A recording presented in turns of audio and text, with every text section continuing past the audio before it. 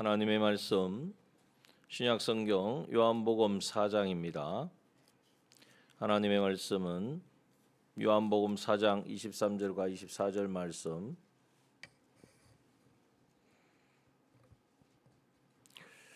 신약성경 148페이지 전후에 있습니다. 요한복음 4장 23절과 24절 말씀입니다. 찾으셨으면 우리 다 함께 한번 합독하시겠습니다. 시작. 아버지께 참으로 예배하는 자들은 신령과 진정으로 예배할 때가 오나니 곧 이때라. 아버지께서는 이렇게 자기에게 예배하는 자들을 찾으시느니라. 하나님은 영이시니 예배하는 자가 신령과 진정으로 예배할지니라. 아멘.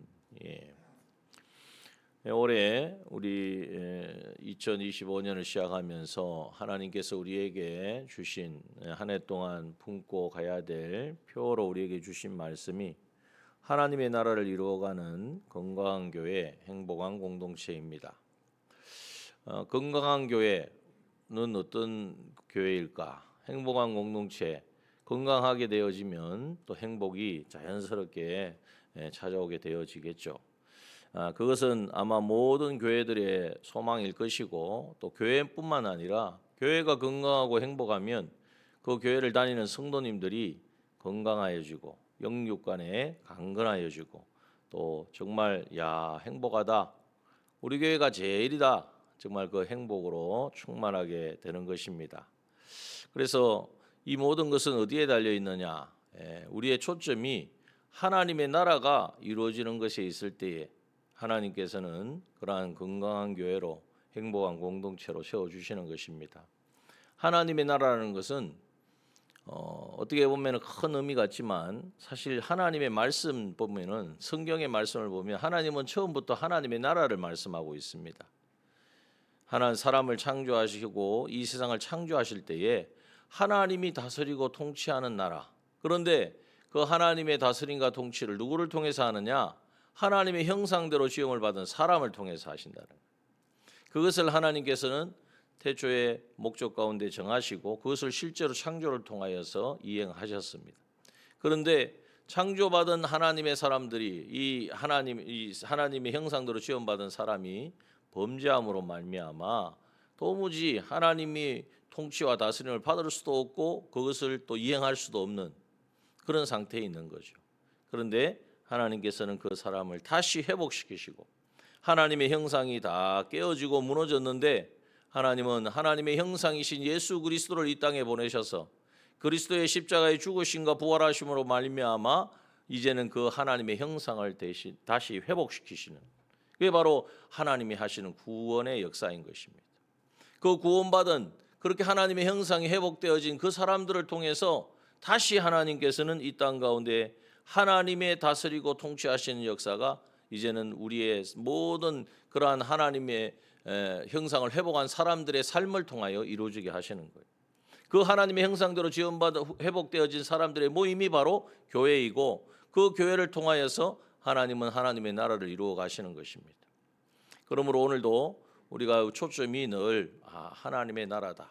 그래서 하나님의 나라를 우리가 이 땅에서 누리고 경험하고 그 삶을 살아내면 우리가 영원한 하나님의 나라를 우리가 이 땅에서도 경험하게 되는 거예요. 이 땅의 삶과 하나님의 나라, 천국과의 삶이 전혀 다른 게 아닙니다. 이 천국이 어떤 것인 줄 알고 이 땅에서 하나님의 통치와 다스림을 받아서 살아가면, 그 살아간 그 모든 자기의, 사람마다 각자가 다르잖아요. 살아간 것만큼, 변화시킨 것만큼, 그렇게 하나님의 나라에 합당하도록 산 것만큼 영원한 천국에서, 영원한 하나님의 나라에서 실력과 영광과 존귀가 결정되어지는 것입니다. 그러면 어떻게 하면 하나님의 나라를 잘 이루어가는가? 그래서 이 세 가지를 데살로니가 전서의 말씀을 통하여서 우리에게 알려주고 있는데, 그 첫 번째가 믿음의 역사입니다. 우리가 믿음의 역사를 이루어갈 때 하나님의 나라가 이루어지고 우리가 건강한 그러한 교회로, 또 정말 행복을 누릴 수 있는 그러한 성도로 세워진다는 거예요. 그 하나님 믿음의 역사는 무언가? 그 첫 번째가 바로 예배입니다. 우리가 믿음을 여러 가지로 설명할 수 있습니다. 하나님을 알고 하나님을 인정하고 순종하는 것. 그 하나님을 알고 인정하는 것이 어디에서 이루어지느냐? 예배를 통해서 이루어진다는 거예요. 그래서 지금 계속 예배에 대해서 함께 말씀을 나누고 있습니다. 그래서 이 큰 줄기가 그냥 이렇게 뭐 그때 말씀이 되어지는 것이 아니라 하나님께서 이러한 큰 줄기에서 하나하나 그 말씀을 우리에게 알려주신다는 것을 알고, 그래서 계속해서 그 끈을 잡고 전체 흐름의 끈을 잡고 이렇게 나아가야 합니다. 지난 주일에 예배에 대해서 함께 나누었습니다. 그 예배를 우리가 먼저 생각할 때에 예배는 우리의 것이 아니 우리가 원하고 막 하나님 앞에 드려지는, 마치 이방 신들이 막 뭐 신당을 꾸며놓고 뭔가 그 앞에서 뭔가를 하면 뭐가 이루어지겠지 하고 그런 정성을 드리는, 공을 드리는 그런 게 아니라는 거죠. 사람이 고안해서 생각해낸 것이 아니라는 것입니다. 오늘 본문에 말씀하신 대로 하나님은 예배하는 자들을 찾으신다. 하나님이 만나주시고, 이제는 하나님을 만나주시니까 어떻게 됩니까? 하나님을 알게 되어지고 그 하나님과 동행하게 되어지고, 그래서 하나님을 알고 하나님과 동행하니까 하나님이 함께 하시는, 그러니까 뭐가 문제가 되겠습니까? 하나님께서 함께 하시니까 앗수로 18만 5천 명이 하루아침에 송장이 되는 일이 일어납니다. 그렇습니까? 이거 확신을 가지세요. 하나님이 함께 하셔서 또 이 땅에 예수님을 만나니까 소경이 눈을 뜹니다. 어디에서 이루어집니까? 만남에서. 예수님을 만나고 예수님이 어떤 분인 것을 믿을 때에 그 믿음을 통하여 눈이 뜨여지는 거예요. 귀가 막혀진 귀가 열려지는 거예요. 이제는 한 번도 이 38년 동안 일어서 보지 못한 사람이 이제는 예수 그리스도를 만나서 그 말씀을 듣고 그 말씀을 인정할 때 그 자리를 들고 일어나는 역사가 일어나는 것입니다. 여러분, 그것이 지금부터 2000년 전에 예수님이 오셔서만 이루어진 것이 아니라 지금 오늘도 우리의 삶의 현장이 이루어질 줄 믿습니다. 그것이 어디냐? 바로 예수님을 만나는 곳이에요. 어디서 만납니까? 물론 우리가 일반 삶에서도 만나지만 오늘 특별히 하나님께서 오늘 이렇게 예배하는 자들을 찾으시느니라. 하나님이 찾으시는, 하나님이 만나주시는 바로 이 예배 가운데에 그렇게 정말 놀라운 하나님을 만남으로 일어난 놀라운 역사들이 반드시 이루어진다는 사실을 우리가 분명히 확정짓고 믿어야 하는 것입니다. 그러므로 예배는 정말 우리가 이거는 강조의 의미가 아니라 가장 근본이고 가장 중심이고, 그래서 신앙생활, 믿음 생활의 근간이라는 사실을 우리가 잊지 말아야 됩니다. 그래서 어떻게 보면 예배 드립시다, 예배 참석합시다 이렇게 해서 되는 게 아니에요. 이거는 난 예수를 믿고 하나님을 안다면은 예배를 어떻게 안 드릴 수가 있어요? 예배를 어떻게 멀리할 수가 있어요? 지난주에도 말씀드렸지만 이제는 예배를 등한시하고 예배와 다른 것을 비교해서 다른 것을 선택하고, 이건 바로 누구에 대해 뭘 이야기하는 겁니까? 하나님을 그렇게 안다는 거예요. 하나님보다도 더 큰 것이 있고 하나님보다도 더 의지하고 인정하고 믿을 구석이 있으니까 그것을 선택하는 거란 말이에요. 그래서 우리의 신앙이 이걸 평가하기 위해서 말씀드리는 게 아니라 내 신앙을 점검하기 위해서, 나는 지금 예배와 다른 것을 바꿀 수 있는가 하는 것을 늘 점검해 보아야 합니다.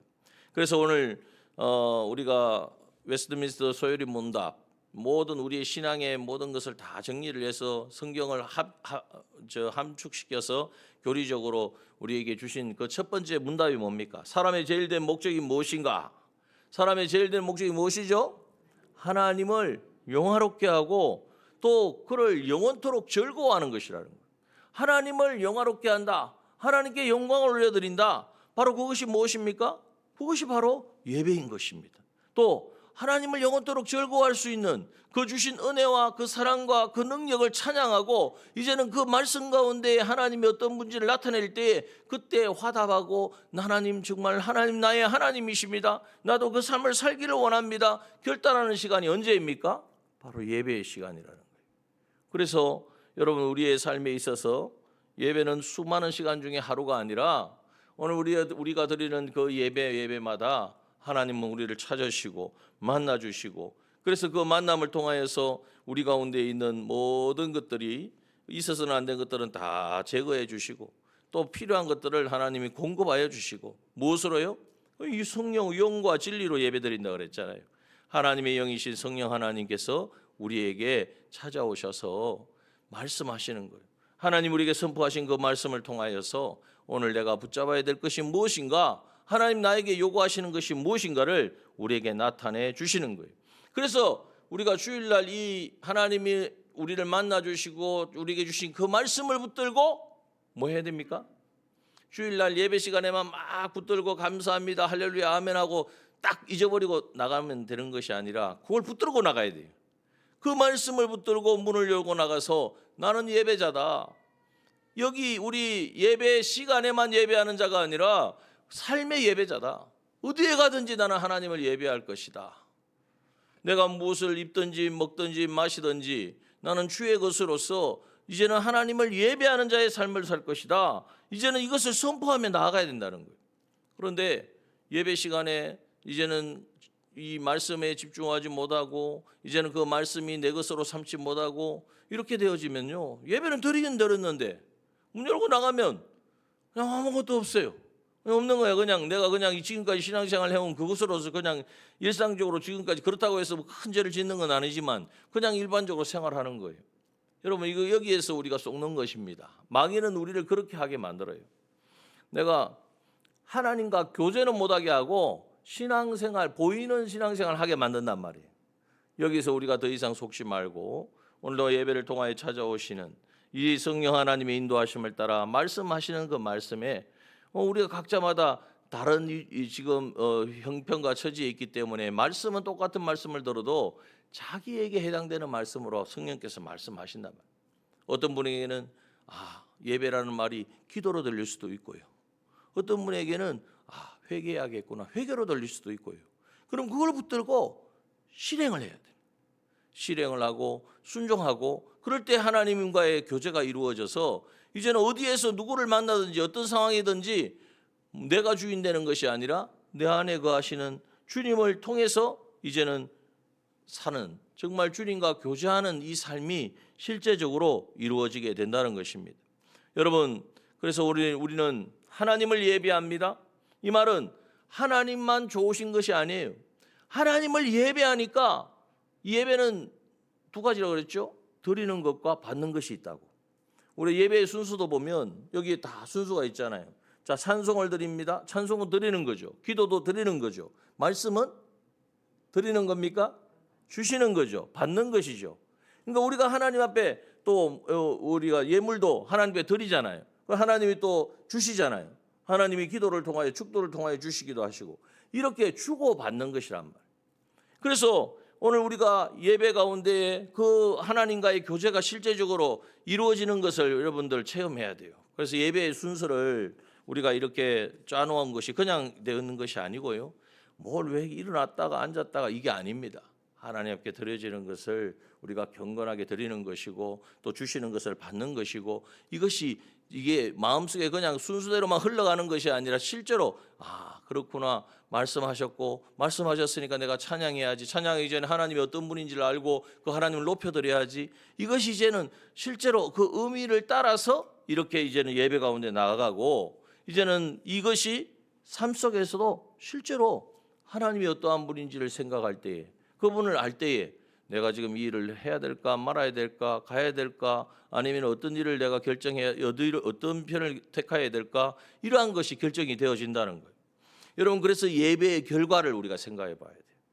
예배를 드렸으면 반드시 결과가 있습니다.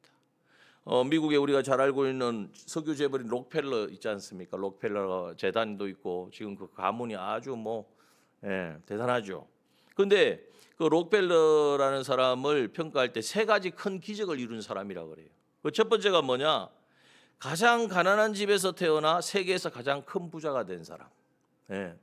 그의 삶이 부자가 될 만한 그런 삶이 아니었어요. 가장 그냥 가난한 집에서 태어났는데 세계에서 가장 큰 부자가 되었다. 두 번째, 역사상 가장 많은 돈을 기부한 사람. 가장 많은 돈을 기부한 사람이 바로 록펠러라고 이야기합니다. 또 무병장수한 사람, 아무 병 없이 장수한 사람. 그런데 나중에 이제 이 왜 이렇게 록펠러는 이런 많은 돈을 가지고 많은 사람을 이제는 돕고 또 무병장수했을까? 그 이유를 살펴보니까 그것을 스스로 자기가 고백을 했어요. 뭐라고 고백했느냐?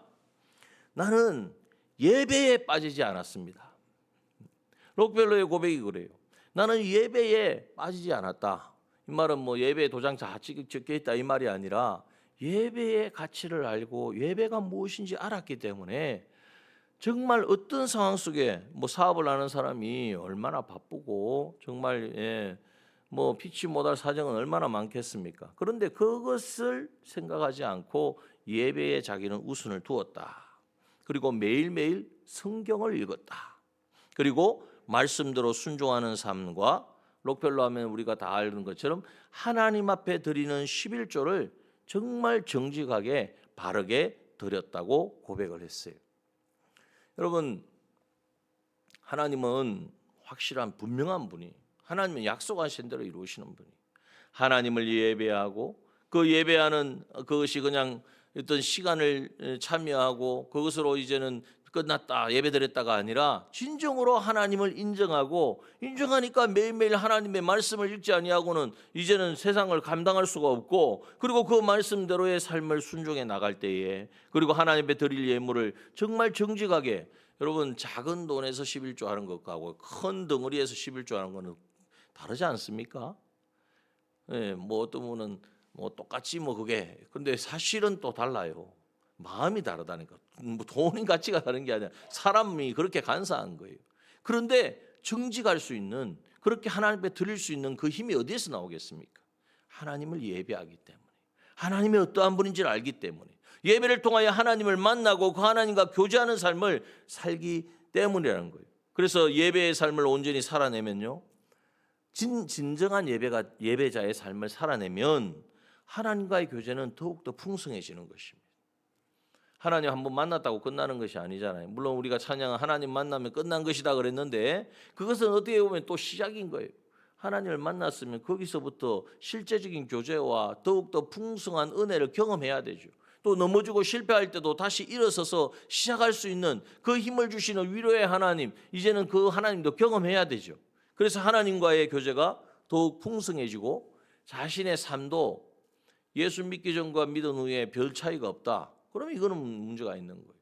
예수님을 만나고 정말 예배자의 삶을 살면 자기의 삶과 인격이 점점점 변화되어지고, 사람들은 보기에 저 사람은 저렇게 열심히 예배하는데, 저렇게 열심히 신앙생활 하는데 저분은 왜 날마다 와서 눈물을 흘리고 통곡을 하고 무슨 큰 죄를 지은 것처럼 저렇게 할까?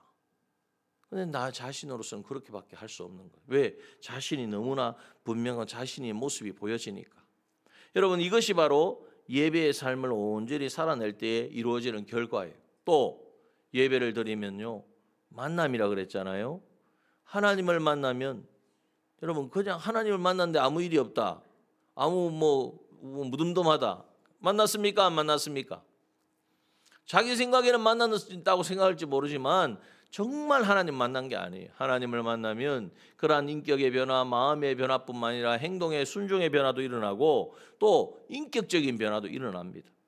우리가 참 사람이요, 다 좀 모난 부분이 있습니다. 원래 하나님께서 우리 각자에게 그러한 부분을 주셨어요. 이거 해결하지 못하고 깎이지 아니하는 그러한 부분들이 있단 말이에요. 그런데 세상에서는 아무리 노력하고 뭐 상담을 하고 누구를 만나도 안 되는데 예수 그리스도를 만나고 하나님을 만나면 그 부분이 이제는 둥그러지고 그것이 깎여지는 역사가 일어나는 거예요. 그래서 여러분, 그러한 인격적인 변화, 그러한 은혜를 경험할 때에 우리의 육체적인 문제도, 우리 하나님께서 우리를 창조하신 분인데 하나님께서는 우리가 보기에는 이거는 불치의 병이다, 이거는 간단한 병이다, 그거는 인간의 계산이 생각이잖아요. 하나님이 보시기에는 그거 똑같은 거예요. 하나님 보시기에 이거 상처 입은 거 하나 치료하는 거나 우리가 정말 생각하지 못한 그러한 암병을 이거는 도저히 이거는 치료할 수 없다는 병을 고치는 것이나 하나님 편에서는 그게 큰 차이가 없는 거예요. 그런데 그러한 하나님께서 오늘 우리가 예배 가운데 나아갈 때에 그 하나님을 만날 때에 그 하나님께서 우리의 연약한 부분을 만져주실 때에 그냥 만져주시는 것이 우리의 믿음을 보고 예수님이 항상 병자들을 고칠 때 다 그 믿음을 보고 고치셨잖아요. 그 믿음이 뭐냐? 하나님을 인정하고 이제는 하나님이 하실 일들을 기대하고 전부 처음에는 믿음이 없잖아요. 내가 뭐 할 수 있거든 좀 도와주십시오. 할 수 있거든이 무슨 말이냐? 대저 하나님의 말씀 능치 못함이 없느니라. 믿는 자에게는 능치 못함이 없느니라. 주시옵소서 내가 믿겠나이다 하니까 그 믿음을 통하여서 역사하시는 거예요. 그것이 어디에서 이루어집니까? 주님과의 만남에서 이루어지는 거예요. 우리가 주님을 어디에서 만납니까?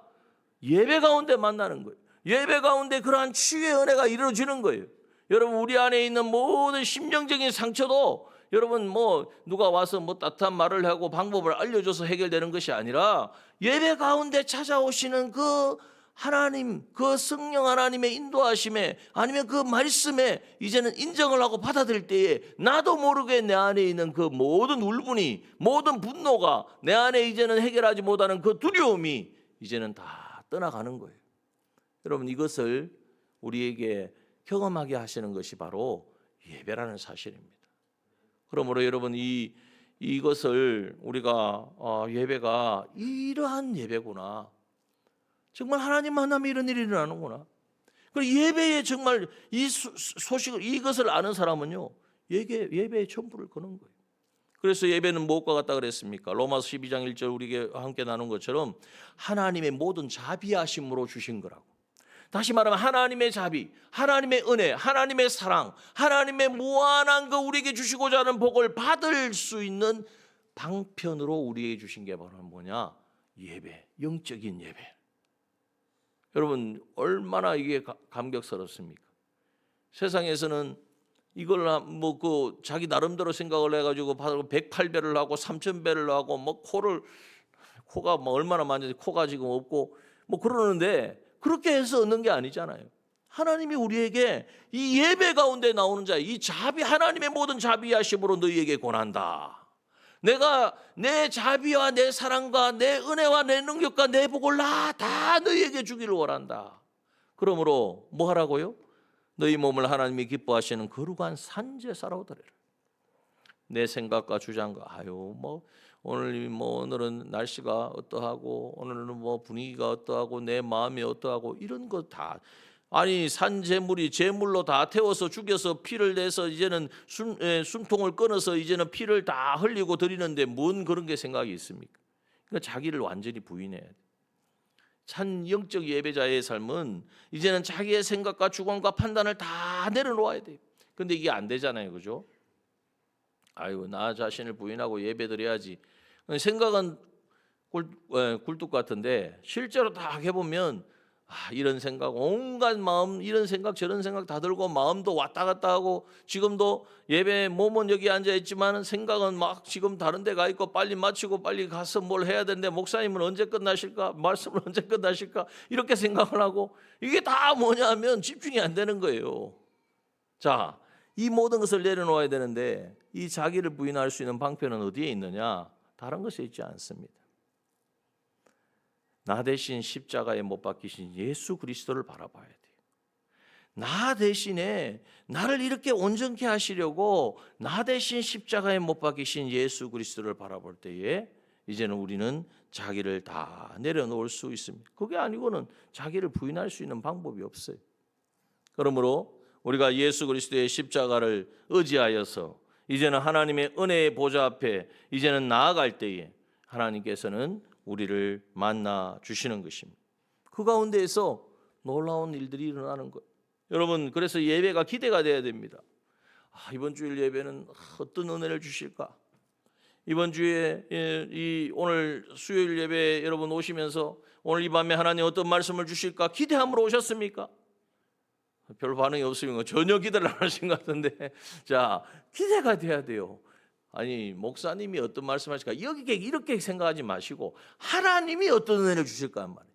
제가 막 준비를 못해도 하나님이 여러분들이 열망을 하고 갈급해하면 하나님께서 제 생각을, 제 지각을 바꾸어서라도 말씀 안 하시겠습니까? 그러니까 사람에게 초점을 맞추지 마시고 지금 우리의 예배를 받으시는 분은 하나님이시란 말이에요. 하나님이 이 자리에 지금 운행하고 계시단 말이에요. 그러니 우리가 그 하나님을 열망하고 그 하나님 만나기를 소원하고 그 하나님을 구하면 하나님께서는 살아계신 하나님이고 역사하시는 하나님이고 지금 약속하신 대로 이행하시는 하나님이신데 어떻게 그냥 있으시겠어요? 그냥 멀뚱히 우리만 바라보고만 있겠습니까? 당장에 하나님이 역사하십니다. 하나님이 일하실 줄 믿습니다. 네, 우리가 이러한 예배를 드려야 됩니다. 그럴 때에 하나님은 반드시 그 예배마다 정말 내가 변화되고 내 심령이 새로워지고 내 안에 연약함도 떠나가고 여러분 우리 기도하셔야 돼요. 그 예배를 통하여 하나님 내가 치유받기를 원합니다. 치유받는다고 해서 뭐 치유해 주면 내가 하고 싶은 대로 들로 산으로 막 다니는 게 아니라 더 예배에 집중하고 더 하나님 말씀대로 순종하고 주님을 섬기는 일에 내가 쓰기를 원합니다. 왜 하나님 만들어 주시겠습니까? 그런데 뭐 우리는 벌써 다 포기해서 이것도 안 돼, 이렇게 해서 되겠냐 안 되겠냐, 그냥 뭐 이 정도 유지하면 다행이지, 우리가 그렇게 생각하지 말자는 거예요. 세상에 의사가 말하고 뭐 세상의 이치와 과학을 따르는 것이 아니라 하나님이 하시면 믿는 자에게는 능치 못함이 없느니라 말씀하셨는데 우리는 말씀은 아멘하고 실제 삶에서는 안 돼야 이러고 있으면 안 된단 말이죠. 오늘 우리는 이제 하나님의 약속의 말씀을 붙들고 오늘도 하나님 우리의 예배 가운데 오늘 우리에게 찾아오셔서 하나님 반드시 일하시고 역사하여 주시는 분인 줄 믿습니다. 그래서 우리가 그래서 예배를 정말 목숨과 같이 여기는 거예요. 특별히 주일 예배는 누구 때문이 아니에요. 이거는 정말 내가 하나님을 인정하느냐 인정하지 않느냐, 그것이 예배에서 판가름 나는 거예요. 미국 12대 대통령 제크리 테일러라고 하는 장군이 있었어요. 이 사람이 헌법에 의거해서 1849년 3월 4일 대통령에 취임하는 날이에요. 그런데 그날이 주일이에요. 대통령이 당선이 돼가지고 이제는 대통령 취임식인데 그날이 주일이었던 거예요. 그래서 어떻게 했냐면 취임을 거부했어요. 나 주일날 예배드려야 된다. 내 대통령 취임할 수 없다. 그랬더니 애치선 상원 의장이 24시간 동안 대통령을 대행을 했어요. 주일 지나고 그 다음 날부터 이제는 대통령에 취임을 한 거예요. 여러분, 우리가 하나님이 어떠한 분인지를 알면 이만한 뭐 대통령이 귀합니까? 대통령이 대통령이 여러분 임시직입니까? 완전 뭐 계속 항상 하는 직입니까? 임시직이지, 임시직. 5년이면 우리나라 5년 아닙니까? 5년이든 4년이든 뭐 6년이든 기간이 정해져 있잖아요. 그러나 하나님의 자녀로서의 이 우리에게 맡겨진 직책은 영원한 직책인 줄 믿습니다. 이걸 아니까 여러분 참 부모 한번 생각해 봐야 돼요. 또 양성봉 장로님이라는 우리 부산 초량교회 장로님이었는데 이분은 주일학교 교사였어요. 1946년에 부산시장을 했고 1949년에 경남지사를 했고 1953년에 농림부 장관이 되었어요. 그런데 어느 날 그때 이승만 대통령이 있을 때인데 이승만 대통령을 방문해가지고 장관직 사임서를 제출했어요. 아니 갑자기 장관직 사임서를 제출한 이유가 뭐냐 들어보니까 자기가 주일학교 교사인데 주일학교 학생들을 내가 장관을 하다 보니까 제대로 가르치지 못하기 때문에 내가 사임을 해야 되겠습니다. 이렇게 한 거예요. 이승만 대통령도 믿는 사람 아닙니까? 그러니까 당신 남들은 장관 한번 하려고 돈 보따리 싸들고 오는데 고작 주일학교 학생들 때문에 장관직을 하지 않는다는 게 내가 이해가 안 되네. 그러면서 하는 말이 부탁 하나만 합시다. 무슨 부탁을, 대통령이 무슨 부탁을 합니까? 그랬더니 나도 교인인데 이왕 떠나면서 나를 위해 한번 기도해 달라고. 그런 믿음의 사람의 기도를 대통령이 받고 인정을 한 거죠. 그리고 하나님께 간절히 기도하고 떠났다는 겁니다. 여러분, 장관직보다도 정말 하나님 앞에 쓰임받는 교사의 직분이 더 큰 것이고 그것이 영원한 가치가 있다는 것을 아니까 여러분 이런 결정을 하게 되어지는 거예요. 여러분, 우리가 이것이 자꾸 옛날 이야기로만 생각할 것이 아니라 오늘 이제 우리의 삶 속에서 이루어져야 합니다. 그래서 우리가 주일날은 정말 기대하고 준비하고, 그래서 우리가 정한 장소 정한 시간, 그리고 또 자기 의복을 깨끗이 하고, 왜 그렇습니까? 정성이거든요. 아니, 누구를 만나는데 그냥 아무렇게나 가면 그 사람을 그렇게 대우한다는 거 아니겠습니까? 그런데 우리가 하나님을 만나는 시간이니까 정말 모든 것을 준비하고 예배에 초점을 맞춰야 돼요. 다른 것에 초점을 맞추면 안 돼. 예배에, 그 예배 시간에 하나님 만나는 데 초점을 맞추면요, 이제 이번 주부터 우리가 그런 일이 일어날 줄 믿습니다. 조금 예배, 지난주에도 말씀드린 예배 시간 다 되었는데도 자꾸 막 다른 말씀을 하시면 안 돼요. 웅성웅성 하시면 안 돼요. 하나님을 기대하고 집중하고 찬양을 드리면 찬양에 다 함께 찬양하고, 그 가운데 하나님이 왜 안 오는 역사 안 하시겠냔 말이에요. 그래서 그 하나님을 우리가 기대하고 준비해서 정말 이 예배 가운데 하나님을 만나는, 하나님의 음성을 듣는, 우리를 치유하시고 새롭게 하시는 그 능력을 힘입는, 그래서 온전한 산제사로 하나님 앞에 드려질 때에 하나님께서 그 우리의 예배를 받으신다. 야, 우리 예배를 받으신다. 우리 예배 가운데 함께 하신다. 하나님 지금 일하고 계신다. 이것을 우리가 목도하고 이것을 우리가 경험하고 하나님 앞에 영광 올려드릴 수 있는 우리 모든 믿음의 권속들 되시기를 주님의 이름으로 축원합니다. 함께 기도하겠습니다. 주신 말씀